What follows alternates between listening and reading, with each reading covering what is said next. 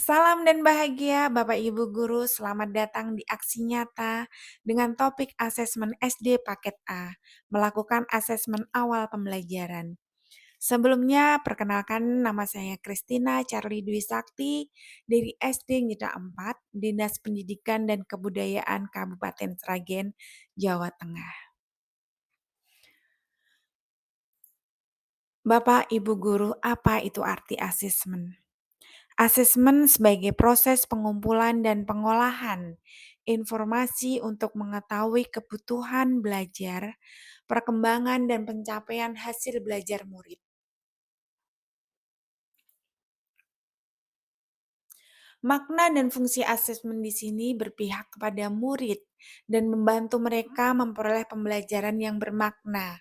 Asesmen sebagai proses pengumpulan dan pengolahan informasi untuk mengetahui belajar, perkembangan dan pencapaian pembelajaran. Metode asesmen harus dilakukan sesuai dengan kompetensi dan tujuan belajar murid. Asesmen harus dirancang secara adik, proporsional, valid dan dapat dipercaya atau reliable, serta menjelaskan kemajuan belajar dan menentukan keputusan tentang langkah-langkah selanjutnya.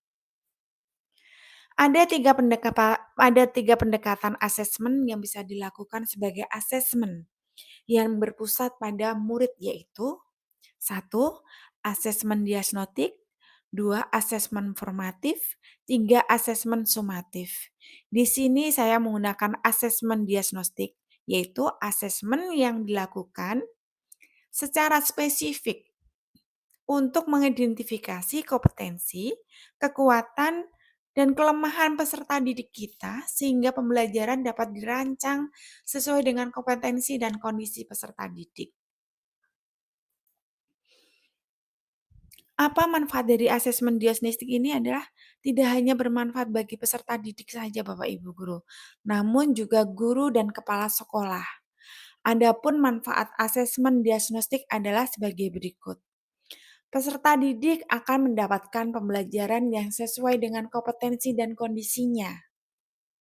Peserta didik bisa lebih efektif selama kegiatan pembelajaran berlangsung. Pencapaian peserta didik bisa meningkat. Lalu guru lebih mudah membuat rancangan pembelajaran yang mengakomodir kompetensi dan kondisi peserta didik kita. Kemudian guru bisa mendapatkan umpan balik dari peserta didik di setiap pembelajaran. Jenis-jenis asesmen diagnostik ada dua, yaitu asesmen diagnostik kognitif dan asesmen diagnostik non-kognitif. Asesmen diagnostik kognitif adalah asesmen yang dilakukan di awal dan akhir pembelajaran untuk memantau sejauh mana peserta didik bisa memahami materi pembelajaran. Kegiatan asesmen semacam ini harus dilakukan secara rutin Bapak Ibu guru, melalui dan setelah mengakhiri pembelajaran atau biasanya disebut asesmen formatif. Tidak hanya itu saja, asesmen kognitif juga bisa dilakukan di pertengahan atau akhir semester dalam bentuk ujian atau biasa disebut asesmen sumatif. Asesmen diagnostik non-kognitif adalah asesmen yang dilakukan untuk mengetahui kondisi psikologi, emosi, dan sosial peserta didik kita. Artinya, asesmen ini lebih mengarah pada kondisi personal peserta didik kita, Bapak Ibu guru. Tentu saja Bapak Ibu pernah memahami betul bahwa kondisi personal peserta didik kita kalau akan mempengaruhi pencapaian di sekolah. Misalkan saja, peserta didik yang tidak merasa nyaman di rumah karena masalah keluarga, pasti juga sulit fokus di sekolahan. Tahapan-tahapan penyusunan asesmen diagnostik ini, meski asesmen non-kognitif maupun kognitif memiliki 3 tahapan yang sama, yaitu persiapan, pelaksanaan, dan tindak lanjut. Dari situ kita bisa menganalisis laporan hasil belajar peserta didik tahun sebelumnya, mengidentifikasi kompetensi yang akan diajarkan, menyusun instrumen asesmen untuk mengukur kompetensi peserta didik kita, menggali informasi peserta didik dalam aspek dari latar belakang keluarga, motivasi, minat, sarana dan prasarana belajar, serta aspek-aspek lainnya yang sesuai dengan kebutuhan peserta didik.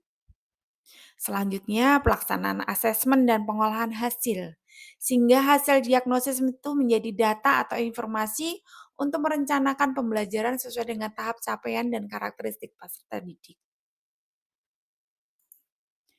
Dari hasil asesmen diagnostik ini digunakan guru sebagai satu, pembagian peran dalam kelompok, kedua, pengaturan kelompok belajar, ketiga, perbanyak bahan ajar visual dan teks, yang keempat adalah bimbingan bagi yang belum mencapai kompetensi.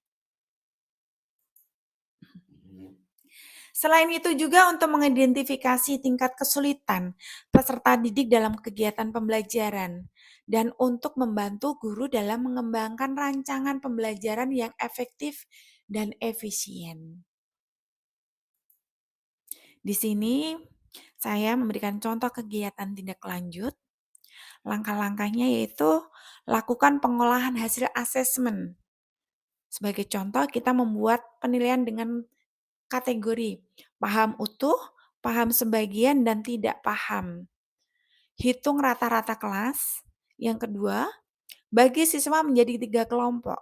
Siswa pertama, siswa dengan nilai rata-rata kelas dan mengikuti pembelajaran dengan ATP sesuai fasenya. Yang kedua, siswa dengan nilai di bawah rata-rata mengikuti pembelajaran dengan diberikan pendampingan pada kompetensi yang belum terpenuhi. Yang ketiga, siswa dengan nilai atas rata-rata mengikuti pembelajaran dengan pengayaan. Langkah yang ketiga, lakukan penilaian pembelajaran topik yang sudah diajarkan sebelum memulai topik pembelajaran yang baru untuk menyesuaikan pembelajaran sesuai dengan rata-rata kemampuan siswa kita. Yang keempat, ulangi proses diagnosis ini dengan melakukan asesmen formatif dengan bentuk dan strategi yang variatif sampai siswa mencapai tingkat kompetensi yang diharapkan. Penting sekali Bapak Ibu guru untuk menyelesaikan aktivitas dan materi belajar di kelas dengan meningkatkan rata-rata semua murid di kelas. Di sini saya membuat contoh perencanaan soal hingga tindak lanjut. Asesmen awal matematika kelas 3 SD. Di sini terpapar dengan tujuan pembelajaran yang dites, menjelaskan dan menentukan, prasyarat dan tujuan pembelajaran, mendeskripsikan dan menentukan. Sama saya juga menyatakan dengan soal, siswa disuruh menjawab A, B, C, serta alasannya apa. Setelah itu, contoh perencanaan soal hingga tindak lanjut asesmen awal matematika kelas 3, saya membuat tindak lanjut terbagi dari 2 tahap, paham utuh, paham sebagian, dan tidak paham. Yang paham utuh pembelajarannya dapat dilanjutkan kepada KD selanjutnya tentang hubungan antar satuan baku, panjang, berat dan waktu, serta data dan penyajian dalam diagram gambar kelas 3. Sesuai dengan contoh soal yang saya berikan tadi, dan paham pembagian dan tidak paham.